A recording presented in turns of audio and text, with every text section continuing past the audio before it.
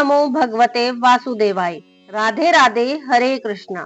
हर कथा में छिपा है भक्ति का रहस्य और हर उपाय में समाया है जीवन का चमत्कार।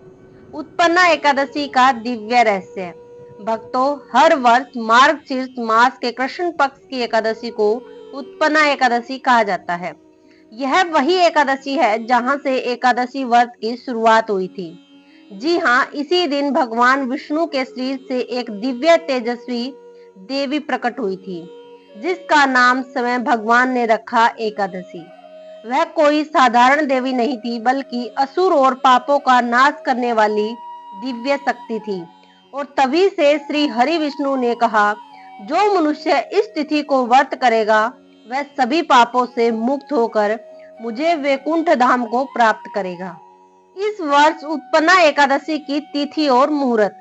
भक्तों, अब बात करते हैं इस साल की। वर्ष 2025 में उत्पन्ना एकादशी का व्रत 15 नवंबर शनिवार को रखा जाएगा। हिंदू पंचांग के अनुसार एकादशी तिथि प्रारंभ होगी 14 नवंबर शुक्रवार की रात 10:50 पर और समाप्त होगी 16 नवंबर रविवार की सुबह 2:37 पर। इसीलिए व्रत 15 नवंबर शनिवार को ही रखा जाएगा। ब्रह्म मुहूर्त सुबह 5:09 से 5:57 तक, सूर्योदय सुबह 6:44 पर, सूर्यास्त शाम 5:38 पर। सुबह की पूजा 5:24 से 6:44 के बीच कर सकते हैं। शाम की पूजा 5:27 से 6:47 के बीच। और भक्तों, इस दिन एक दुर्लभ संयोग भी बन रहा है। शिव वास कैलाश पर रहेगा, जिसका अर्थ है भगवान शिव स्वयं इस दिन ध्यान और समाधि में रहेंगे। और जो भक्त इस दिन श्री हरि विष्णु के साथ शिव नाम का भी स्मरण करेगा, उसके जीवन से सभी दोष, ग्रह बाधाएं और मानसिक अशांति समाप्त हो जाएगी। नक्षत्र और योग। इस बार उत्पन्ना एकादशी पर उत्तरा फाल्गुनी नक्षत्र रहेगा रात 11:34 तक। इसके बाद हस्त नक्षत्र प्रारंभ हो जाएगा। द्वादशी तिथि प्रारंभ होगी 16 नवंबर सुबह 2:38 पर और समाप्त होगी 17 नवंबर सुबह 4:47 पर। इस दिन प्रीति योग भी रहेगा, जो सुख, प्रेम और धन वृद्धि के लिए शुभ माना गया है। पारण का शुभ समय व्रत खोलने का मुहूर्त रहेगा। एकादशी व्रत का पारण हरिवासर समाप्त होने के बाद किया जाता है। इस बार हरिवासर समाप्ति का समय 16 नवंबर रविवार सुबह 7:10 पर। अब ध्यान दें, जो लोग सुबह पारण करना चाहते हैं वे 7:15 से 8:45 के बीच में कर सकते हैं। और जो दोपहर में पारण करना चाहें वे 1:10 से 3:18 के बीच कर सकते हैं। ध्यान रहे, व्रत पारण से पहले तुलसी माता को जल अर्पित करना चाहिए। फिर भगवान विष्णु को भोग लगाकर तुलसी दल अर्पित करें।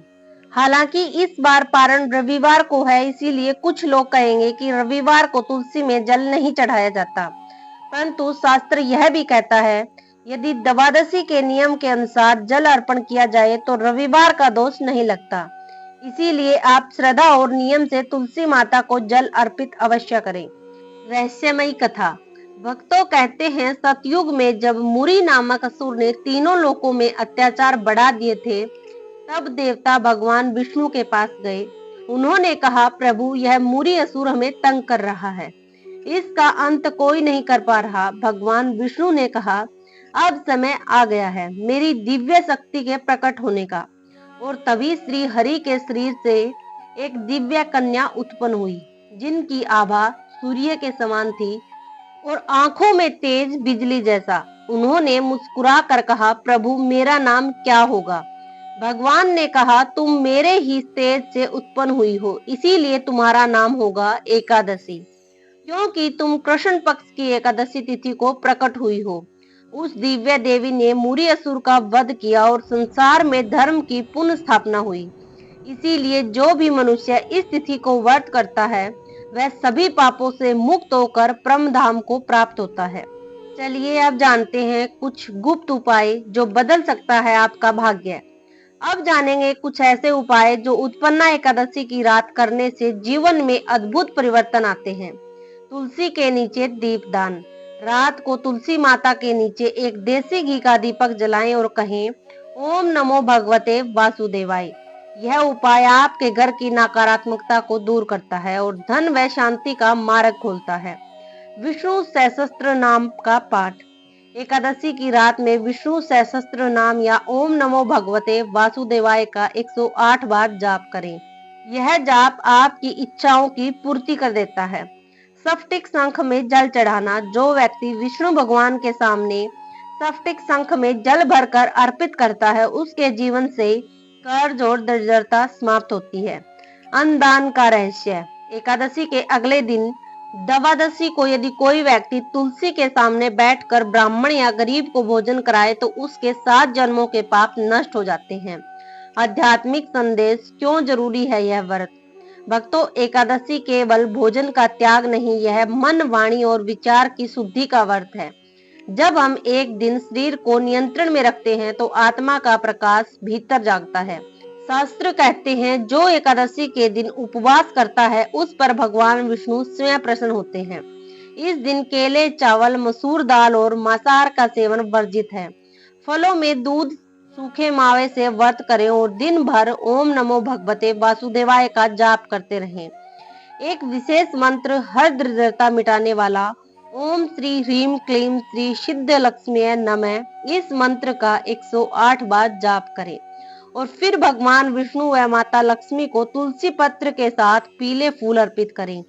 कहा जाता है जिसने यह मंत्र उत्पन्ना एकादशी की रात में जपा उसके अगले 11 महीनों तक धन और सौभाग्य की कभी कमी नहीं होती। शिववास और विष्णु कृपा का रहस्य। भक्तों, इस बार शिववास कैलाश पर है। इसका अर्थ यह हुआ कि भगवान शिव समाधि में है। अगर आप इस दिन ओम नमः शिवाय और ओम नमो भगवते वासुदेवाय दोनों मंत्रों का एक साथ जाप करें तो यह योग अष्टलक्ष्मी प्राप्ति योग बन जाता है। यह योग घर में संपत्ति, सुख और पारिवारिक आनंद को बढ़ाता है। व्रत के दौरान भूल कर भी यह कार्य ना करें। व्रत वाले दिन झूठ बोलना या किसी से क्रोध करना नहीं चाहिए। अनावश्यक बातों में समय न गवाएं। किसी की निंदा या अपशब्द ना कहें।